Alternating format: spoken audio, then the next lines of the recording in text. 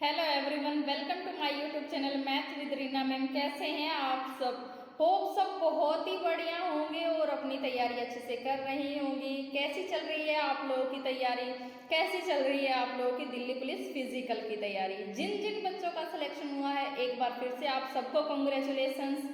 चाहे भले ही आपके मार्क्स कट ऑफ के इक्वल हैं, लेकिन अगर आपका नाम फिजिकल की कट ऑफ में भी आया है, इट मीन्स आप लोग उसके लिए डिजर्व करते थे। आपने इतनी मेहनत करी थी कि आपका कट ऑफ में नाम आया है। और जो ये कट ऑफ में नाम आता है ना, बहुत ही अच्छी खुशी मिलती है वहाँ पे। कुछ बच्चे ऐसे हैं जो अपनी रातें सो के निकाल रहे हैं, कुछ बच्चे ऐसे हैं जो अपनी रातें पढ़ के पूरी रात जग के निकाल रहे हैं। तो ये आप लोगों की मेहनत का ही फल है जो आप लोगों को मिलता है। और जिस टाइम पे हम कट ऑफ में और उस लिस्ट में अपना नाम देखते हैं ना, तो वो वाली खुशी और कहीं पे भी नहीं है। बहुत अच्छा लगता है जिस टाइम पे हमारा कट ऑफ में नाम होता है, भले ही चाहे वो फिजिकल के लिए ही हो। तो इतना मत सोचो कि भले पता नहीं हमारा फिजिकल में तो नाम आ गया, फाइनल लिस्ट में आएगा कि नहीं आएगा। हमारा काम है मेहनत करते जाना। हमने मेहनत करी, फिजिकल में हमारा नाम है। अगर हमारी किस्मत में होगा, जो हमारे हाथ में इस टाइम पे है, वो सिर्फ फिजिकल के लिए मेहनत करना है। अब हम अपने ना तो स्कोर इंक्रीज कर सकते हैं, है ना। ऐसे तो है नहीं कि हम ज़्यादा टेंशन लेंगे तो हमारा स्कोर इंक्रीज हो जाएगा या फिर नॉर्मलाइजेशन में बढ़ जाएगा, क्योंकि नॉर्मलाइजेशन भी हो चुका है। हमारी जो ये कट ऑफ आई है वो हमारी नॉर्मलाइजेशन के स्कोर पे आई है। भले ही अब तक नहीं पता हमें कि हमारा नॉर्मलाइजेशन में स्कोर कितना हुआ है, लेकिन हमारा जो इस टाइम पे कट ऑफ में नाम है, ये सारा कट ऑफ नॉर्मलाइजेशन के स्कोर के बाद ही है। ठीक है, तो इतना मत सोचो कि पता नहीं हमारा फाइनल में सिलेक्शन होगा कि नहीं होगा। अपना पूरा फोकस इस टाइम पे फिजिकल पे रखो। तो आज की वीडियो में हम बात करेंगे फिजिकल की तैयारी कैसे करें, यानी या कहाँ पे हमारे फिजिकल होंगे, क्या फिजिकल और मेडिकल साथ होगा, या फिर फिजिकल कहाँ पर होगा। ये 4 पॉइंट्स हैं जिन पे हम आज की वीडियो में बात करेंगे। वीडियो में एंड तक बने रहना। चलिए शुरू करते हैं हमारी आज की वीडियो शुरू करने से पहले मैं आप लोगों को एक चीज़ बता दूं, जिन जिन बच्चों का फिजिकल की कट ऑफ में नाम है, नो डाउट आप लोग अपनी फिजिकल की तैयारी करो। भले ही आपके जो मार्क्स हैं फिजिकल की जो कट ऑफ है उसके इक्वल हैं, फिर भी आप अपनी फिजिकल की तैयारी करो, क्योंकि जो फिजिकल करने का एक्सपीरियंस है वो आपको लाइफ टाइम याद रहेगा और कहीं ना कहीं ज़रूर काम आएगा।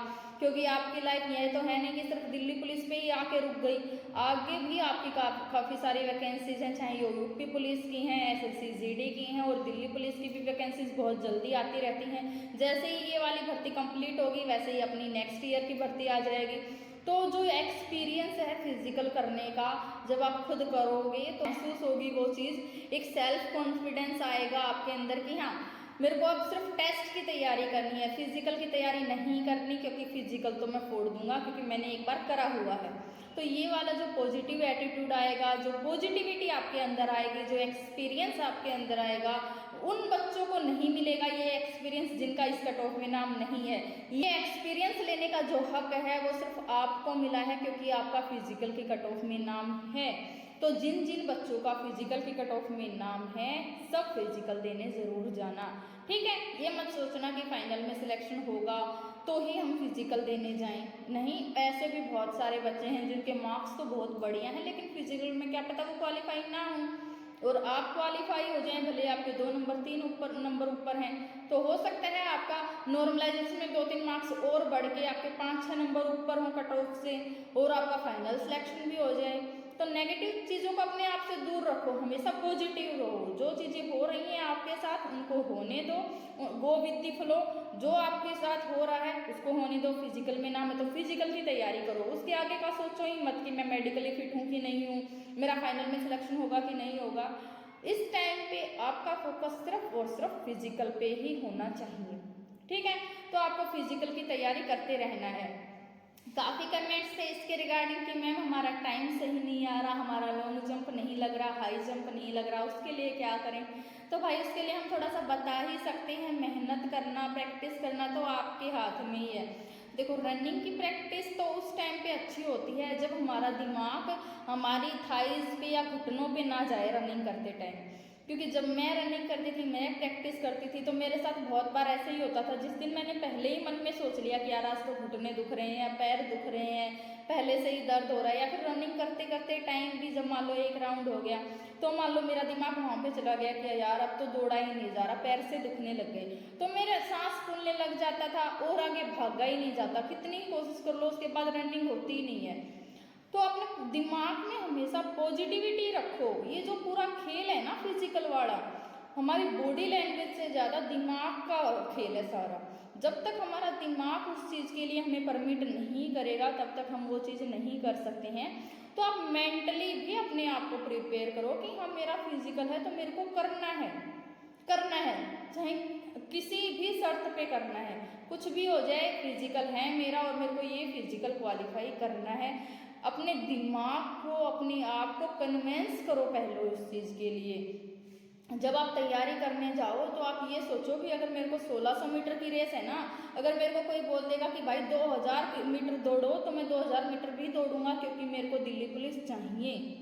तो ये वाला जो एटीट्यूड रहेगा ना और जो ये पॉजिटिविटी रहेगी, अपने दिमाग को ये चीज़ समझा दो कि भाई कुछ कर ले, तो मेरे को तो फिजिकल करना है। और जिस दिन आपका दिमाग बोलने लग जाएगा ना कि हाँ मैं तो कर लूँगा, जिस दिन आप खुद से बोलने लग जाओगे ना कि हाँ मैं तो कर लूँगा, तो उस दिन आपका फिजिकल हो जाएगा।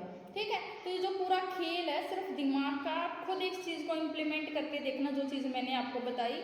जिस दिन आप अपने दिमाग को कन्विंस कर लोगे ना, अपने मन को कन्विंस कर लोगे कि मेरे को रनिंग करनी है, चाहे मैं थकूं, हारूं, सांस फूले, कुछ भी हो, मेरे को तो रनिंग करनी है, तो आप नहीं थकोगे, बिल्कुल भी नहीं थकोगे। एक पॉजिटिव एटीट्यूड के साथ। हो सकता है शुरू में आपको दिक्कत आ रही है रनिंग करने में, तो अपने किसी भी साथी को जो फिजिकली बहुत अच्छा है या जिस स्पोर्ट्स में है, पहले से ग्राउंड में जाता है, ग्राउंड की प्रैक्टिस कर रहा है, तो उसको बोलो कि भाई मेरे से आगे आगे दौड़ता रहे। आप बिल्कुल अपने दिमाग को उस टाइम पे सुन छोड़ दो। आप सिर्फ ये फोकस रखो कि मेरे को इसके पीछे पीछे दौड़ना है, इसके पैर दबाते हुए, तो उस टाइम पे आप बिल्कुल भी नहीं थकोगे। आपको अपने दिमाग में सिर्फ यही थॉट रखना है कि मेरे को दौड़ना है, उसके अलावा किसी भी थॉट को एंटर नहीं होने देना है कि हाँ मैं थक गया, मेरे पैर दुख रहे हैं, मेरे वहाँ पे दर्द हो रहा है, ये हो रहा है। इन थॉट्स को अपने दिमाग में एंटर नहीं होने देना। हमारे जो मेरे भाई बहन हैं जो स्पोर्ट्स में हैं, वो मेरे को हमेशा यही चीज़ बोलते थे, जब तुम्हारा दिमाग यहाँ से हट के अपने घुटनों में आ जाएगा ना तो तुम फिजिकल नहीं कर पाओगे। तो अपने दिमाग को यहीं रहने दो, यहीं पे कन्विंस करो उसको कि भाई तू शांत रह, मेरे को करना है फिजिकल। तो जब आप ये चीज़ कर लोगे तो आपका फिजिकल ऑटोमेटिकली हो जाएगा। सबसे ज़्यादा जो डिस्क्वालीफाई होते हैं वो बच्चे भी उसमें रनिंग में ही होते हैं, क्योंकि रनिंग में सिर्फ हमें एक चांस मिलता है। इस एक चांस में ही हमें अपनी रनिंग क्लियर करनी होती है, हमें सेकंड चांस नहीं मिलता क्योंकि चिप सिस्टम है। ठीक है, एक एक सेकंड से भी बच्चे रह जाते हैं, 10 सेकंड से भी रह जाते हैं, तो हमें वो चीज़ नहीं करनी। अगर आपको 8 मिनट में रनिंग करनी है तो आप 7.5 मिनट में करने का कोशिश करो, क्योंकि अगर आप सोच के चलोगे कि हाँ 8 मिनट में रनिंग और मेरे को 8 मिनट में ही करनी है, तो अगर एक आध सेकंड भी ऊपर होगी तो आप डिस्क्वालीफाई हो जाओगे। तो आप अपनी प्रैक्टिस इस तरीके की करो कि आपकी जो रनिंग है 7.5 मिनट में ही हो जाए, और जो मेल कैंडिडेट्स हैं वो अपनी कोशिश 5.5 मिनट की रखो। ठीक है, तो रनिंग में तो सिर्फ पूरा दिमाग का खेल है। अगर दिमाग से आप फिट हो, दिमाग को आपने कन्विंस कर लिया कि हाँ मेरे को रनिंग करनी है, तो आप कर जाओगे। रही बात जंप की, जिसकी रनिंग अच्छी होती है उसका जंप ऑटोमेटिकली सही हो जाता है। लॉन्ग जंप तो लॉन्ग जंप में आप जंप करो तो अपने पूरे शरीर को बिल्कुल लूज छोड़ के पूरा आगे की तरफ पूरा फोकस रखो, जो पूरा बॉडी वेट है इसको आगे की तरफ धकेलो, जैसे पूरा जो अपना जितना भी आपका जोर लगता है लग सकता है, पूरा जोर लगा के पूरे अपने शरीर को फेंकने की कोशिश करें, उन्हें कि नीचे की तरफ धंसाने की। जब आप ये चीज़ करोगे कि हाँ मेरे को करना है, वहाँ पे भी वही चीज़ होती है। जब आपका दिमाग बोलता है कि हाँ मेरे को कूदना है, तो आप कूद जाते हो। कई बार पजल हो जाते हो कि नहीं कूदा जाता, तो वहाँ पे किसकी कमी होती है? दिमाग की कमी होती है। दिमाग हमें पजल करता है तो हमारा जो बॉडी है वो वर्क नहीं करता है, वहीं पे अटक जाता है।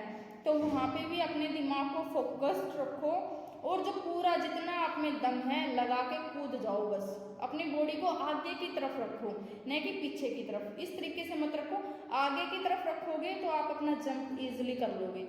थोड़ा सा आपको प्रैक्टिस करने की ज़रूरत है हाई जंप में। हाई जंप की प्रैक्टिस अच्छे से करो। क्योंकि हाई जंप सिर्फ और सिर्फ टेक्निक्स पे डिपेंड करता है। अगर आपको टेक्निक पता है कूदने की तो आप कूद जाओगे, उसमें आपका प्रेशर भी काम नहीं आएगा, ना दिमाग काम आएगा, उस टाइम पे आपको टेक्निक्स काम आएंगी। तो आप टेक्निक्स सीखो कि हाँ हाई जंप किस तरीके से हो सकता है। और एक चीज़ का ध्यान रखो, सबसे ज़्यादा जो इंजरी होने के चांसेस हैं वो हाई जंप में ही हैं। जिस टाइम पे आप प्रैक्टिस कर रहे हो तो ध्यान से अच्छे से शुरू में आप मान लो अगर आपको 3 फीट का हाई जंप चाहिए तो आप 2 फीट की ट्राई करो।